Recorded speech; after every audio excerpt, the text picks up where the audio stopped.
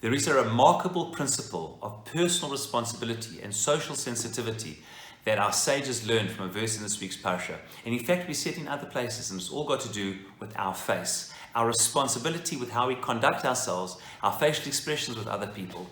We know that in a number of places in Pirkei Avot, Shammai says, you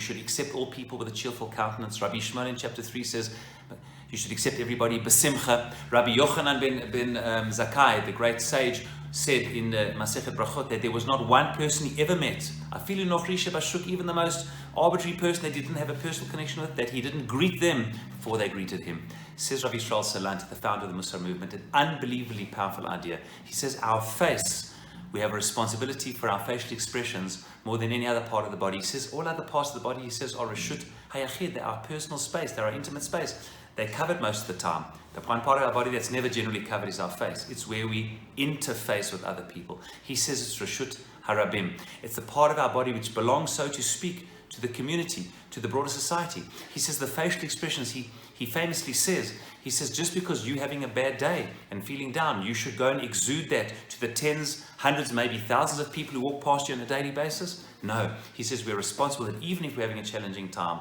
to try and exude hope, warmth and light, because you never know what that facial expression might mean to somebody else. So much so that the sages say, based on a pasuk in this week's Parasha, listen to this, what is more important? If a meshulach comes to a person's home, somebody's collecting money, to give them money, what they want, with a sour face, or not to give them anything because you don't have, but with a cheerful countenance? What's more important?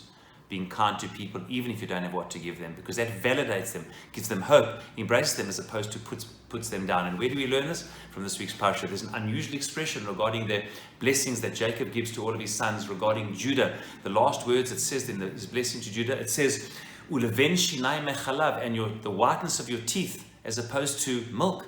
White teeth, white milk, what's it got to do with it? Say the sages in Masechet Tuvot, and I'm reading Rabbi Yochanan, says Rabbi Yochanan, rather you should show your teeth with a smile, with a big smile where people can see your teeth, the embracing warmth of a smile. Rather you should show that to somebody than actually feed them and give them milk, because you can give it with a sour face, but you cannot give monetarily, but give the warmth of a human heart to another. And may we all take this level of personal responsibility to understand that our faces are how we interface with others, and be able to exude this warmth, this light and hope to touch the lives of all of those around us.